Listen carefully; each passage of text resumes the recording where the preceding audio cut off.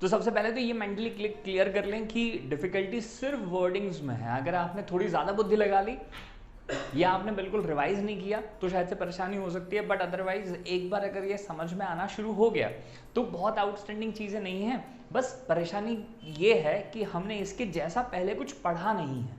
इस कारण से जैसे जो शार्प चीज़ें हमेशा पढ़ी हुई होती है उसमें अपने को एक बेसिक अप्रोच पता हो गया, तो हम उसी अप्रोच से ट्रिग्नोमेट्री को भी पढ़ना शुरू करते हैं और उस कारण से फिर अपन परेशान हो जाते हैं।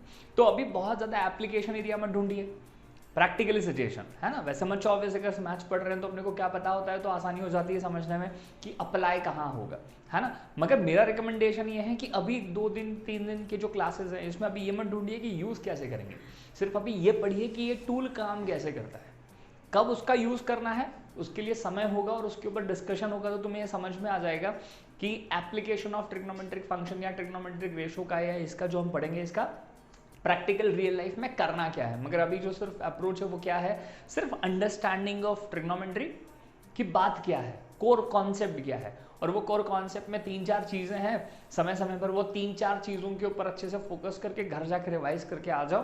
3-4 दिन में 90% जो डर है वो कम हो जाएगा, तुम्हें पता हो जाएगा कि अरे इसमें कोई बहुत बड़ी बात नहीं थी, हाँ या ना। चलो, तो सबसे पहले जो वर्ड है ट्रिग्नोमेट्री, है ना, इसी से शुरू करो। ट्रिग्नोमेट्री जो वर्ड है that is made up of with 3 letters,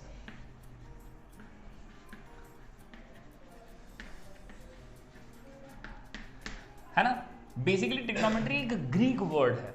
trigonometry क्या है, एक ग्रीक वर्ड है जो 3 वर्ड से मिलकर बना है ना। जैसे जो सबसे पहला वर्ड है दैट इज से ट्राई, है ना। फिर दूसरा वर्ड है हमारे पास दैट इज गॉन, है ना। और फिर उसके बाद जो तीसरा वर्ड जो यहाँ पे मेट्री लिखा हुआ है दैट इज बेसिकली मेट्रॉन, है ना। Greek words. ट्राई का मतलब तो हमें पता है दैट इज 3, इसमें अपने को कंफ्यूजन नहीं है ना। गॉन का मतलब शायद से तुम्हें नहीं पता होगा, so gone in Greek it is so called as sites, है ना। और जो मेट्रॉन है दैट मीन्स मेजरमेंट्स, है ना। तो अगर कोई ऐसा शेप है आपके पास जिसमें 3 साइड्स हैं, है ना, वो बेसिकली कौन सा शेप है सर, वो that is triangle.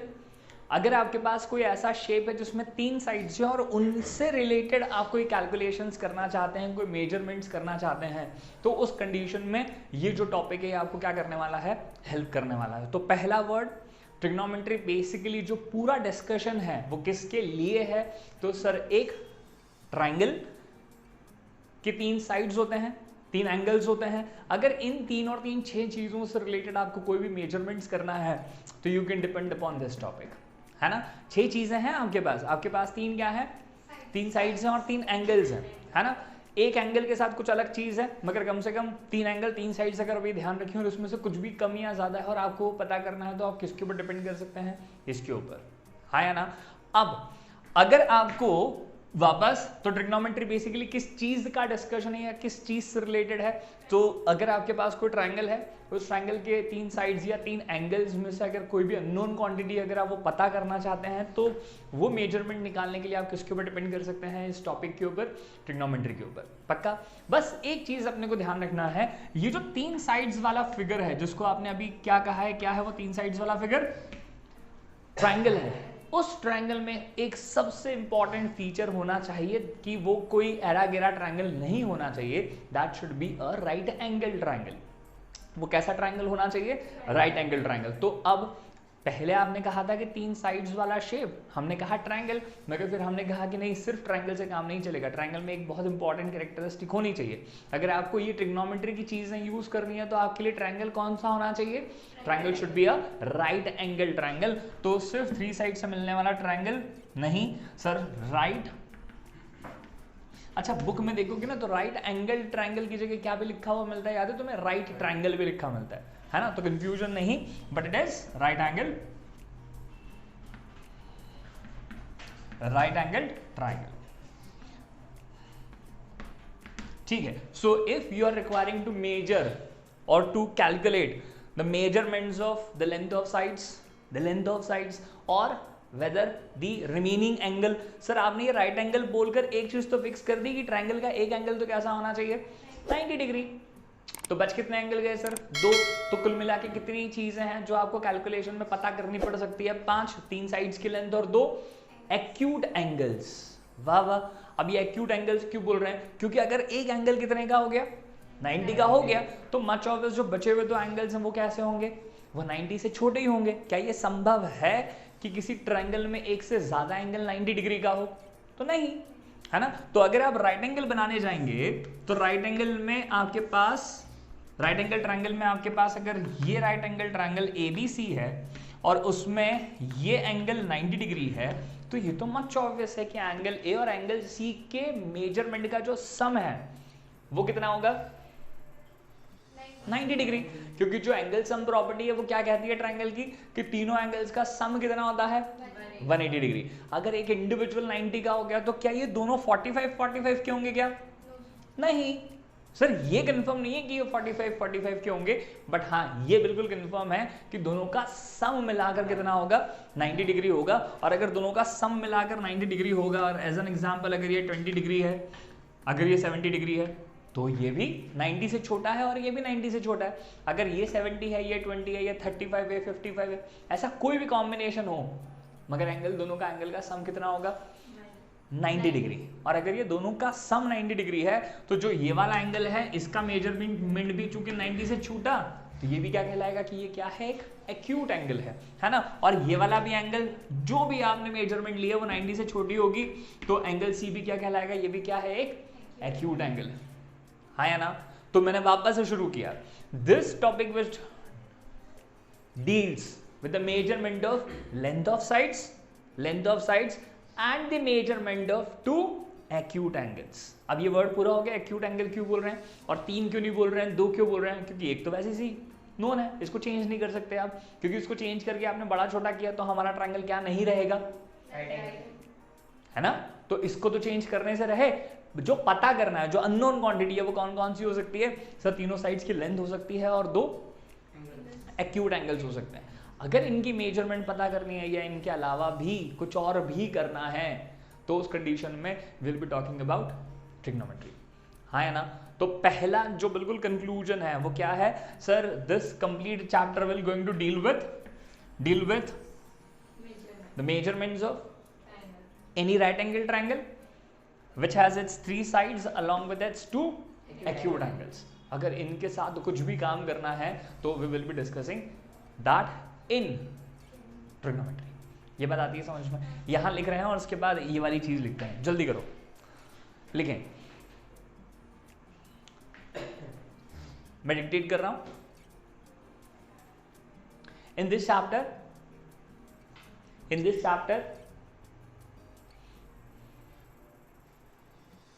trigonometry, in this chapter trigonometry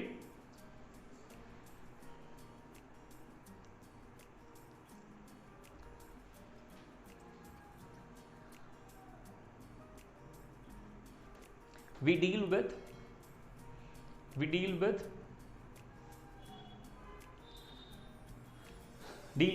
the measurements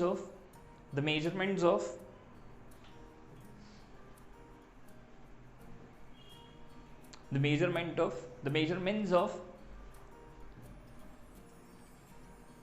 sides of a right angled triangle,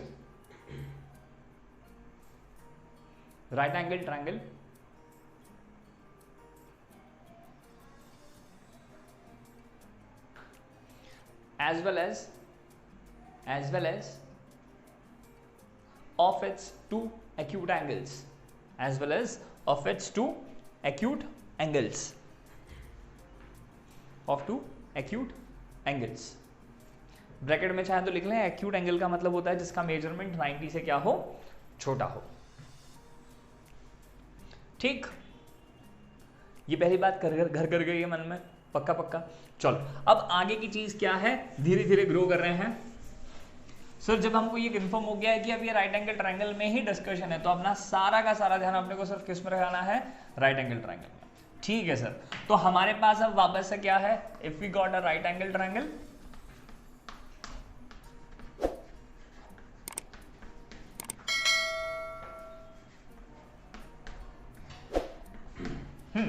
अगर हमारे पास एक राइट एंगल ट्रायंगल है, ये मैंने यहां पर एक राइट एंगल ट्रायंगल बनाया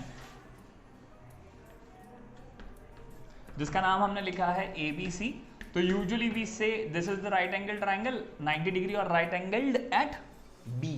क्या बोलते हैं हम? सिर्फ राइट एंगल ट्राइंगल एबीसी बोल करके काम नहीं चलेगा, आपको साथ में ये भी बताना पड़ेगा कि उसमें राइट एंगल कहाँ बना हुआ है। तो राइट एंगल कहाँ बना हुआ है? बी पे। तो आपको बोलते समय सिर्फ इससे काम नहीं चलेगा कि there is a right angle triangle A B C, उसके साथ एक और चीज ऐड करनी पड़ेगी, right angled at B, right angled C, क्योंकि ये ऐसा लिखा जा सकता है ना, कोई दिक्कत थोड़ी है। अगर एबीसी यहां से शुरू करोगे तो ए बी सी ऐसा भी हो सकता है, ए बी सी ऐसा भी हो सकता है। यहाँ से ए शुरू करो तो मतलब इस जगह पर कुछ भी आ सकता है ना। अगर मेरे को बोलोगे तो मैं तो कुछ भी बना के रख दूंगा। आपको अगर यही फिगर बनवाना है तो आपको क्या बताना जरूरी है कि राइट एंगल ट्राइंगल में कहाँ पर राइट एंगल है? बी पे। पक्का? फिर जैसा हमने बचपन में पढ़ लिया है, ट्राइंगल्स के थ्रू अपने को पता पड़ भी गया है कि सर अगर किसी राइट एंगल ट्राइंगल में राइट एंगल के सामने वाले साइड्स को आपको कुछ पुकारना है तो क्या कहते हैं सर? हाइपोटेन्यूस, है ना। ये बिल्कुल कंफर्म है, बचपन से कंफर्म था ये तो कि सर जो ट्राइंगल का सबसे बड़ा साइड के नाम से फेमस होती है, या फिर अब हमने एक और चीज आइडेंटिफाई कर ली है कि सबसे बड़े साइड के अलावा हमने उसे क्या आइडेंटिफाई किया है कि भैया किसके सामने की है? राइट एंगल के सामने की है। तो 90 डिग्री के सामने वाला जो साइड है हमारे राइट एंगल में, that would be known as hypotenuse. ठीक, पक्का। उसके बाद अभी तक हमारे लिए दो वर्ड्स और हुआ करते थे जो हमारे दो साइड्स के नाम होते थे, दैट इज सर परपेंडिकुलर और बेस। अब इसमें एक छोटा सा चेंज है जो तुम्हें ऑब्जर्व करना है, ये दूसरी नई चीज है जो अपने को पता करनी है। सर हमारे लिए हमेशा ही जो वर्टिकल या परपेंडिकुलर साइड हुआ करती थी वो बचपन से क्या होती थी? परपेंडिकुलर। और जो फिर तीसरी साइड बच जाती थी उसे हम क्या कहते थे कि भाई तुम क्या हो? बेस हो। तो आइडिया अभी भी वैसा ही है, बस अब जब परपेंडिकुलर आपसे बोलेंगे तो आपको हमेशा ये कंफर्म मान के नहीं चलना है कि परपेंडिकुलर मतलब वर्टिकल साइड, नहीं। परपेंडिकुलर का मतलब सर ये वाला साइड इसके साथ परपेंडिकुलर है। मगर बोलो जरा, क्या ये वाला साइड इसके साथ परपेंडिकुलर नहीं है क्या? ये भी तो इसके साथ परपेंडिकुलर है। अरे दो भाई आपस में तभी भाई हो सकते हैं जब पहला दूसरे का भाई हो और दूसरा पहले का भाई हो, तभी आपस में क्या हो सकता है? हाँ या ना? तो अगर आप परपेंडिकुलर की बात कर रहे हो तो ये भी इसके साथ परपेंडिकुलर है, तो सिर्फ इसी का नाम तुम हमेशा क्या देते हो? ऐसा थोड़ी चलेगा, ऐसा नहीं चलेगा, ये भी तो बन सकता है। तो अब एक important point to be understood है ना। जब अब हम नियर फ्यूचर में जब भी हम ट्रिग्नोमेट्रिक वर्ड यूज करेंगे, हम ट्रिग्नोमेट्रिक फंक्शन या ट्रिग्नोमेट्रिक रेशो वर्ड क्या यूज करेंगे? ट्रिग्नोमेट्रिक पहले रेशो। जब हम ट्रिग्नोमेट्रिक रेशो ऐसा वर्ड यूज करना शुरू करेंगे और आपसे कहेंगे कि ये राइट एंगल ट्रायंगल है, इसमें कौन हाइपोटेन्यूस, कौन बेस, कौन परपेंडिकुलर, है ना, तो आप हमसे पूछोगे कि आप कौन से एंगल के करस्पॉन्डिंग डिस्कशन कर रहे हो। हम जब किसकी बात करेंगे अभी इसके बाद? ट्रिग्नोमेट्रिक रेशो की। तो हम जब ट्रिग्नोमेट्रिक रेशो का एक्सप्लेनेशन करेंगे, उस ट्रिग्नोमेट्रिक रेशो में हम आपको बहुत सारी चीजें बताएंगे, तो आपको ये मानकर नहीं चलना है कि ये वाला साइड क्या है? परपेंडिकुलर है। आपको मुझसे पूछना है कि ये जो ट्रिग्नोमेट्रिक रेशो की आप बात कर रहे हो इसमें आपने एक्यूट एंगल किससे यूज किया है? दो एंगल है ना आपके पास एक्यूट एंगल बी भी है, एक्यूट एंगल ए भी है, तो आपने एक्यूट एंगल किसे यूज किया है अपने ट्रिग्नोमेट्रिक रेशोज में? जो बोल रहा हूं उसी तक सीमित रहो, आगे मत जाओ। जब हम ट्रिग्नोमेट्रिक रेशोज की बात करेंगे तो आप पहले मुझसे पूछोगे कि आपने ट्रिग्नोमेट्रिक रेशो में एक्यूट एंगल कौन सा यूज किया है, अज्यूम किया है, या किस एक्यूट एंगल के हिसाब से आप बात कर रहे हो। अगर मैंने तुमसे कहा कि यार ये वाला एंगल जो सी है ना, इसको एक्यूट एंगल में यूज करने वाला हूं, तो फिर उस कंडीशन में इसके सामने वाले को आप कंफर्म क्या मान के चलोगे? परपेंडिकुलर, हाँ या ना। मगर अगर हम ट्रिग्नोमेट्रिक रेशोज में जब डिस्कशन करेंगे और मैं कहूंगा कि ए एक्यूट एंगल है, तो उस कंडीशन में उसके सामने वाला जो साइड होगा वो क्या कहलाएगा? परपेंडिकुलर। परपेंडिकुलर की नई डेफिनेशन है अब। परपेंडिकुलर वो नहीं होता जो सिर्फ क्या दिखाई दे, या ऐसा कह भी सकते हैं परपेंडिकुलर वही होता है सर जो क्या हो?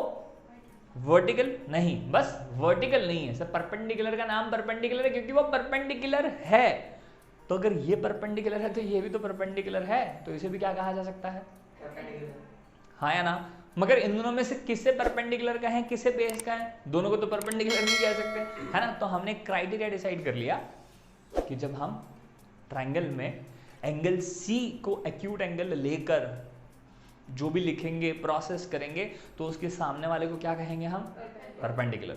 मगर अगर एंगल बी को एक्यूट एंगल मान के सारा काम कर रहे होंगे तो उसमें हमारा परपेंडिकुलर कौन होगा? ये मत बोलना बेस परपेंडिकुलर होगा, है ना कि यहाँ से उस समय बेस परपेंडिकुलर होगा तो नहीं, फिर कचरा हो जाएगा। तो उसमें बेस परपेंडिकुलर नहीं है, उसमें BC क्या है? परपेंडिकुलर, है ना।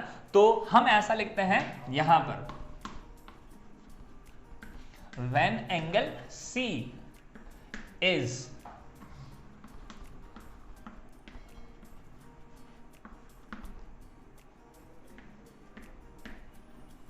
used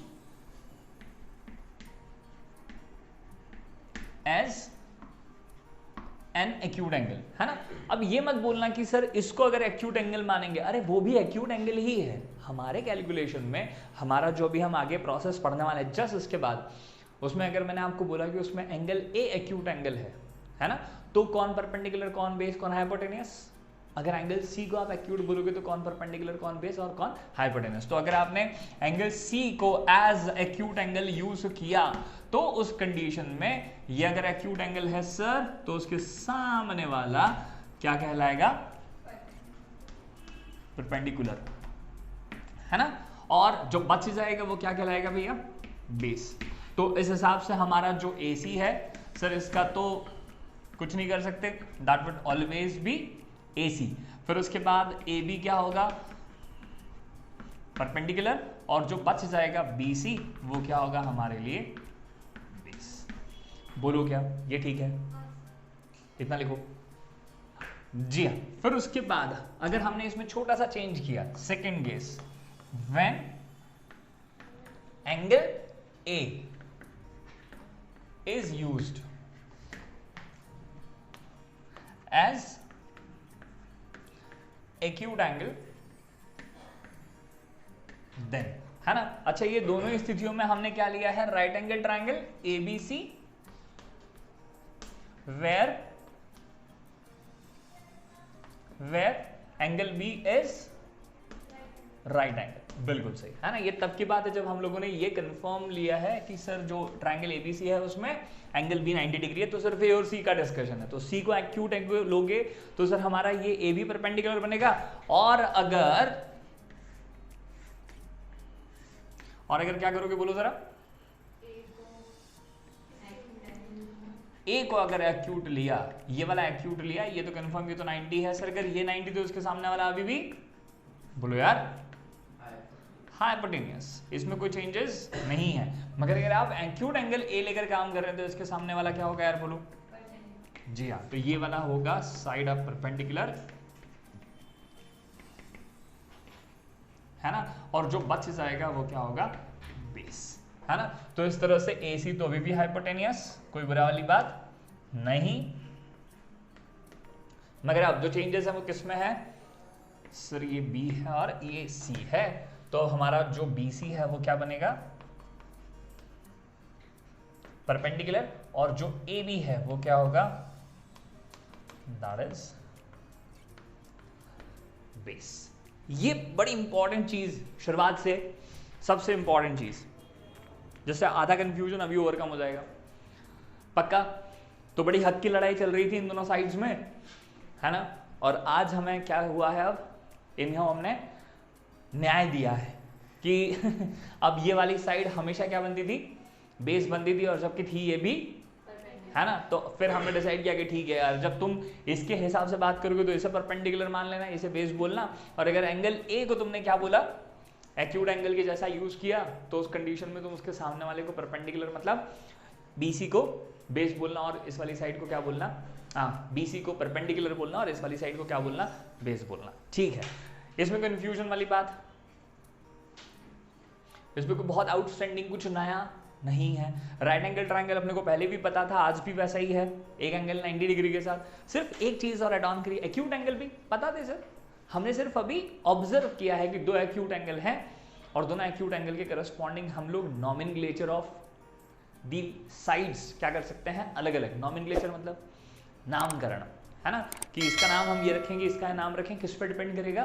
कौन सा एक्यूट एंगल आप यूज कर रहे हो। बात आती है समझ में? ठीक है, इतना लिखने के बाद अगला वर्ड डालें आप ट्रिग्नोमेट्रिक रेशोज। चलो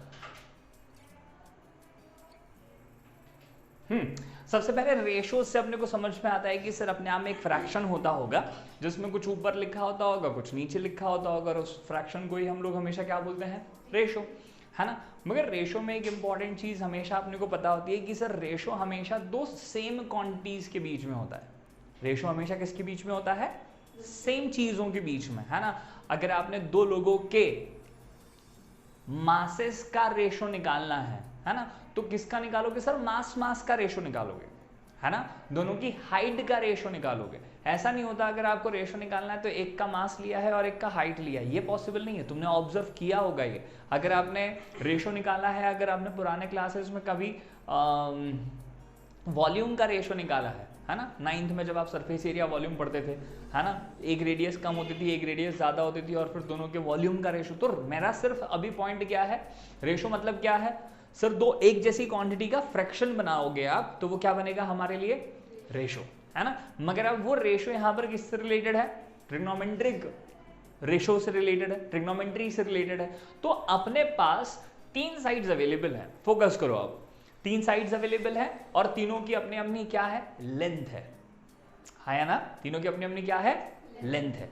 अगर मैं यहां पर कह रहा हूं कि इसकी कुछ लेंथ है, इसकी कुछ लेंथ है और इसकी कुछ लेंथ है, तो ये P बताकर मैं यही बोलना चाहता हूं कि इसकी लेंथ कितनी है? P यूनिट्स है। इसकी लेंथ कितनी है? H यूनिट्स है। और इसकी लेंथ कितनी है? दैट इज B यूनिट्स, हाँ या ना।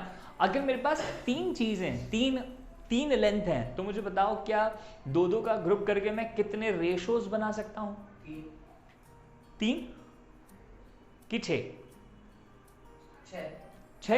कैसे है ना। तो देखो जरा, अगर मैं सबसे पहले किन्हीं भी दो को यूज करना शुरू करूं, अगर मैं किससे बात करूं? P और H से बात करूं, है ना, फिर P by B से बात करूं, बोलो जरा, P by H, P by B, और फिर उसके बाद मैंने ले लिया है सर इसको हम B by H कर लेते हैं, सिर्फ तुम्हारे लिए है ये अभी, और that is the third thing is P by B। कितने रेशो निकाले हैं मैंने? तीन। सर इसका परपेंडिकुलर अपॉन इसका हाइपोटेनियस, फिर इसका बेस अपॉन इसका हाइपोटेनियस, फिर उसका परपेंडिकुलर और इसका बेस। मगर क्या ऐसा भी किया जा सकता है कि परपेंडिकुलर और हाइपोटेनियस की जगह हाइपोटेनियस अपॉन परपेंडिकुलर कर दिया जाए? क्या ये रेशो नहीं है? है ना। तो ये अलग रेशो होगा ना, मगर इससे अलग है ना, तो उसको भी अलग काउंट करोगे ना आप, चौथा होगा ना ये, है ना। मगर अगर आप B by H की जगह H by B करेंगे तो क्या ये भी अलग रेशो होगा, है ना। फिर उसके बाद P by B की जगह अगर मैं इसे B by P कर दूं तो ये भी एक रेशो होगा, हाँ या ना। तो ट्रिग्नोमेट्रिक रेशो में कुछ एक्स्ट्राऑर्डिनरी है ही नहीं यार, कुछ कॉम्प्लिकेशन है ही नहीं। ट्रिग्नोमेट्रिक रेशोज का मतलब ही यही है कि किसी राइट एंगल ट्रायंगल के किन्हीं भी दो साइड्स का रेशो क्या कहलाएगा? Trigonometric ratio.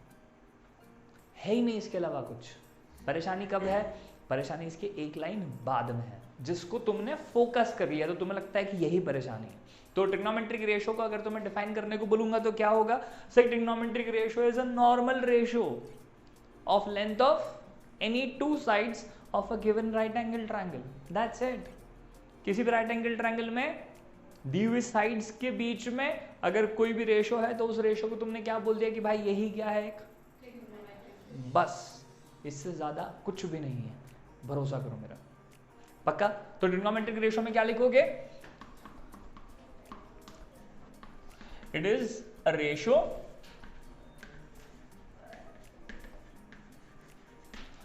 Of lengths of any two sides of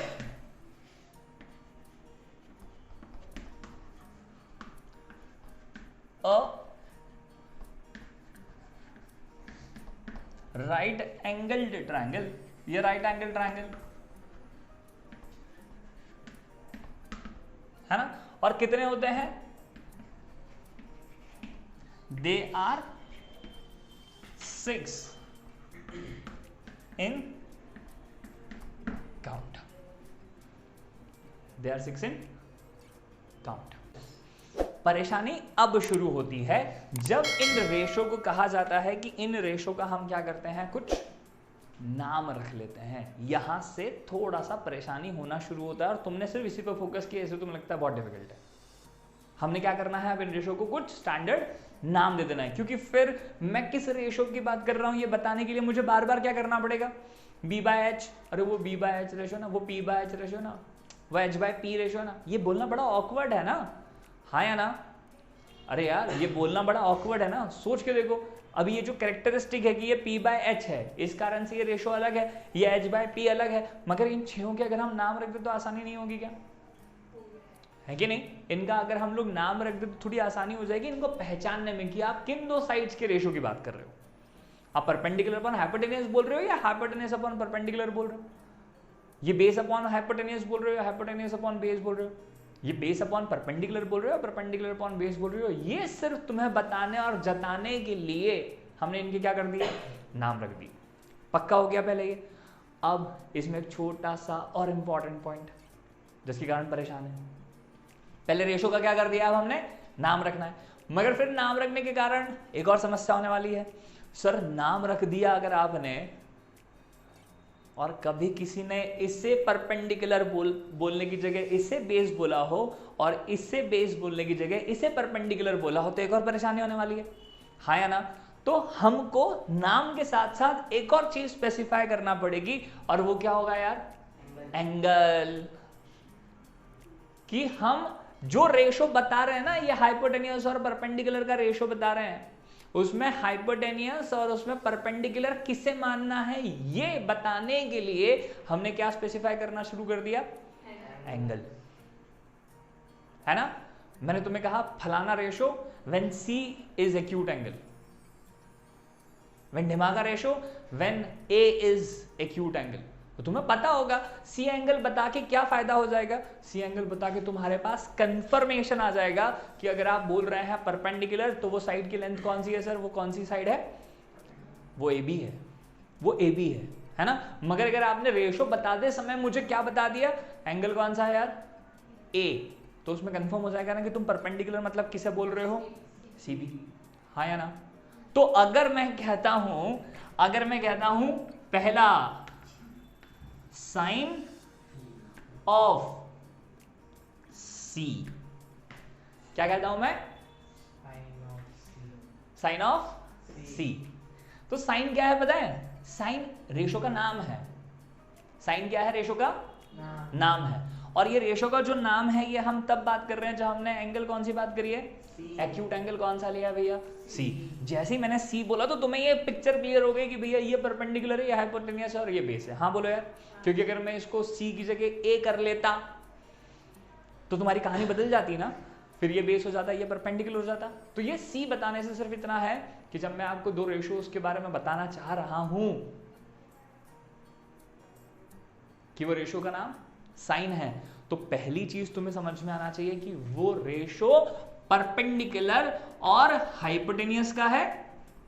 किसका रेशो बोलो यार, है ना? मगर दूसरा कंफ्यूजन क्या था तुम्हें कि परपेंडिकुलर किसे कहेंगे, हाइपोटेनियस तो चलो फिक्स है, परपेंडिकुलर इस खड़ी वाली लाइन को बोलेंगे, आड़ी वाली लाइन को बोलेंगे, तो किसे बोलोगे, किसके ऊपर डिपेंड करेगा सर, खड़ी वाली लाइन को। क्यों, क्योंकि एंगल कौन सा लिया है, पक्का। तो तुमको जैसे ये साइन ऑफ C सुनाई दे तो तुम्हें क्या समझ में आना चाहिए कि तुम किन दो साइड्स के रेशो की बात कर रहे हो। साइन मतलब परपेंडिकुलर अपॉन, साइन मतलब परपेंडिकुलर अपॉन हाइपोटेनियस। हमने इस रेशो को नाम दिया है, क्या नाम दिया है इस रेशो को, साइन, साइन। और ये बताने के लिए कि इसमें परपेंडिकुलर और हाइपोटेनियस इस ट्रायंगल में, तो इस ट्रायंगल में हमारे लिए परपेंडिकुलर कौन सा होगा, तो यहां पर अगर इस ट्रायंगल के हिसाब से बात करोगे तो बेसिकली वो रेशो कौन सा होगा बोलो जरा, AB अपॉन,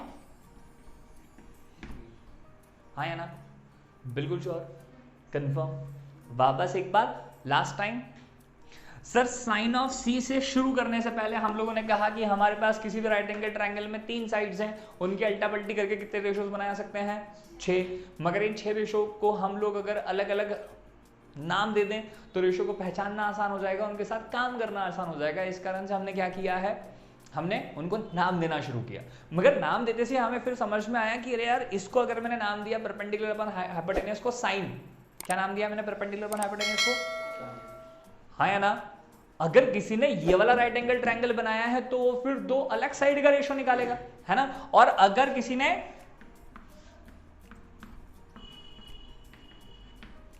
ये राइट एंगल ट्रायंगल बनाया है तो फिर साइन क्या हो जाएगा, बोलो जरा।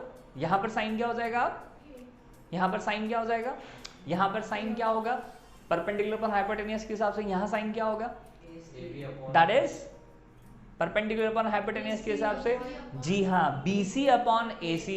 तो क्या मुझे बताओ यहां पर रेशो अलग मिलेगा और यहां पर रेशो अलग मिलेगा?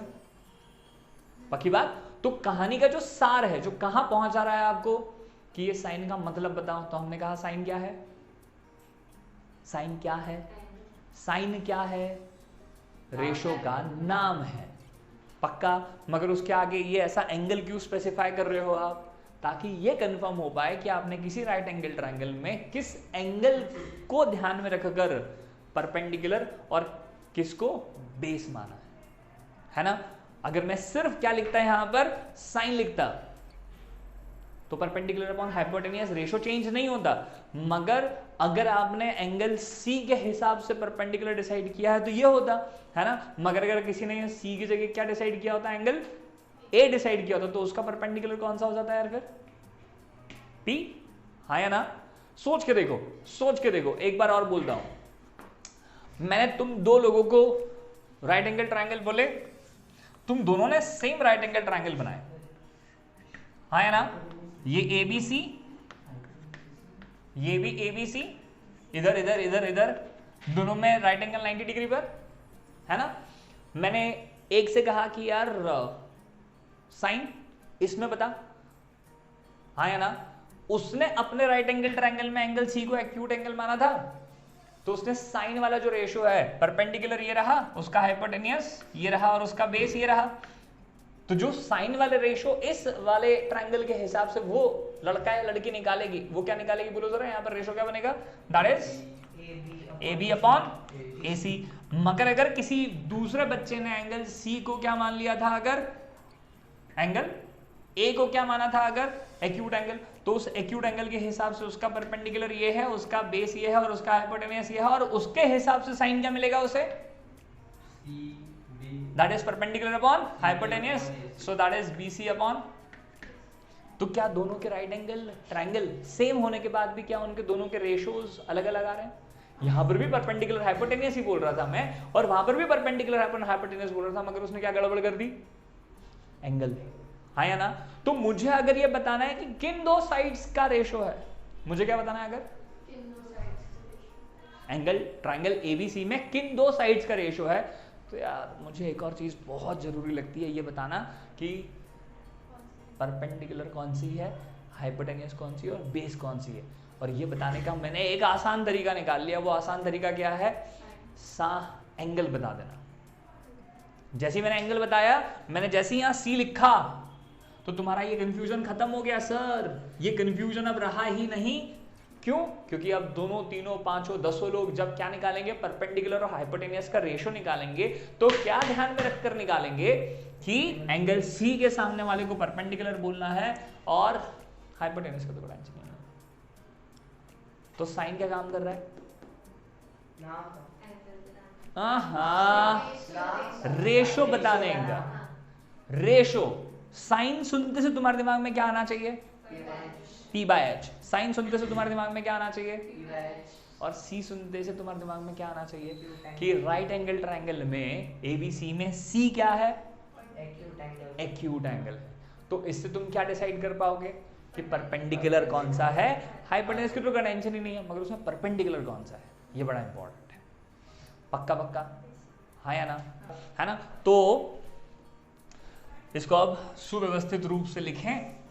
एक बार और छोटा सा डिस्कशन कर लूंगा, कोई परेशानी वाली बात नहीं है ना? सिस्टमैटिक लिखते हैं, आइए चलें। तो trigonometric ratios there are 6 in count. तो पहला हमने अगर नाम किया, दैट इज साइन ऑफ, हम C से काम कर रहे हैं, यहाँ पर हम एंगल को क्या बना लेते हैं, एक्यूट एंगल कौन सा लिया हमने, C लिया, तो कंफ्यूज मत होना।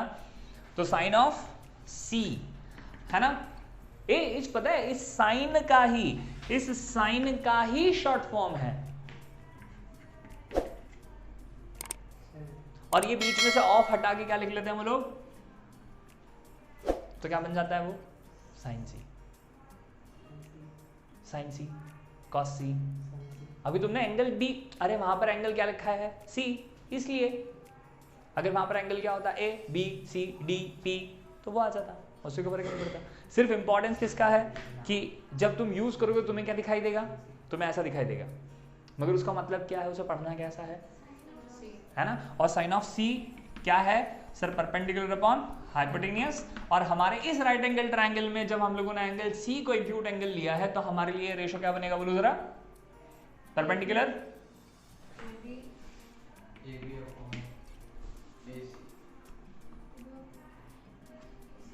सो that is A B upon A C, बिल्कुल सही है ना। उसके बाद second ratio that is cosine, क्या नाम है इसका, कोसाइन, बोलो यार, कोसाइन कोसाइन कोसाइन। इसी को तुमने क्या बोला है, कॉस, इसका शॉर्ट फॉर्म क्या है, कॉस।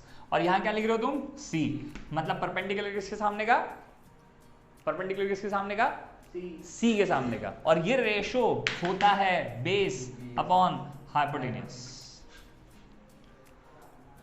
तो कॉस सी बोलते से बेस अपॉन हाइपोटेनियस समझ में आना चाहिए, कॉस बोलते से बेस अपॉन हाइपोटेनियस समझ में, कॉस का रेशो ही क्या है, बेस अपॉन, और सी मतलब सी के सामने वाला साइड परपेंडिकुलर, है ना। उस हिसाब से बेस अपॉन हाइपोटेनियस क्या होगा, बोल दो जरा फटाक से।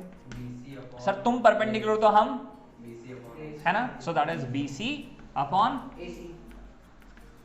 पक्का पक्का। तीसरा इतना खत्म करेंगे, sine of C, cosine of C, है ना। उसके बाद tangent,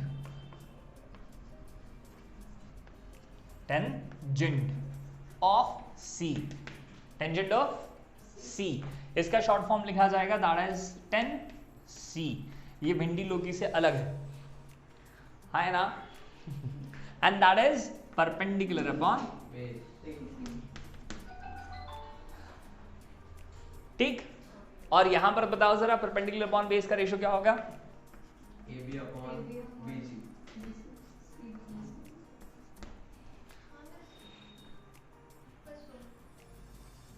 done,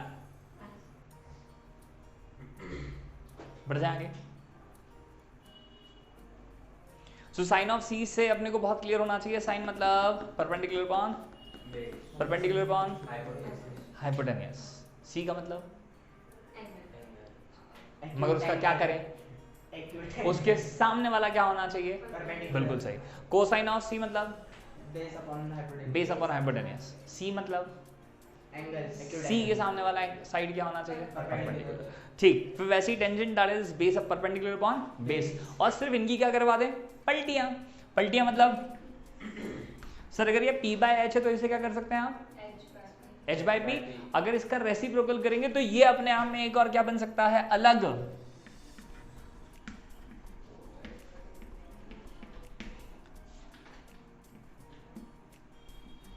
that is cosecant, है ना, cosecant of C, cosecant of C. इसे हम कहने वाले हैं कोसेक सी। और रेशो किसका उल्टा होता है भैया, h बाय p।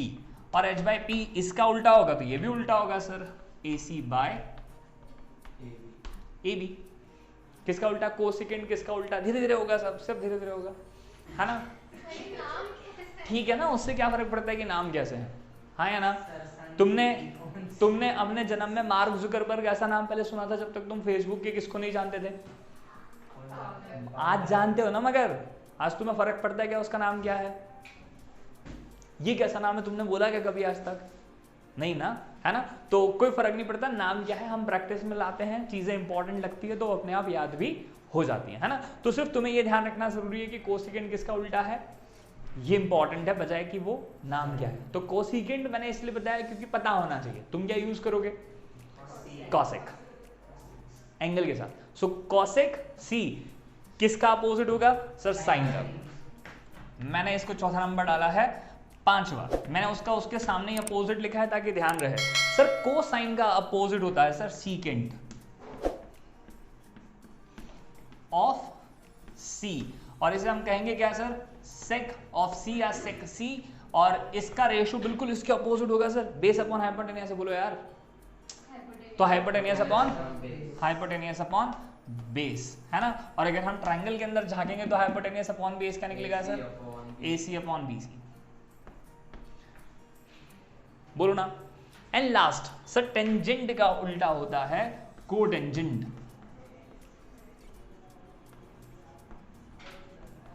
है ना, कोटेंजेंट ऑफ C। बताओ तो जरा, और इसे तुम रीड करने वाले हो कॉट, और एंगल का नाम कौन सा लिया है तुमने, C, पक्का। और ये इसका उल्टा है, तो अगर ये परपेंडिकुलर अपॉन बेस है तो ये क्या होगा, बेस अपॉन परपेंडिकुलर। और अगर एंगल और इसके बाद इस ट्रायंगल में देखोगे तो बताओ जरा, वो बेस अपॉन परपेंडिकुलर क्या होगा, BC अपॉन AC, मैं BC upon AB, BC upon AB, बिल्कुल सही, ठीक है, फाइन।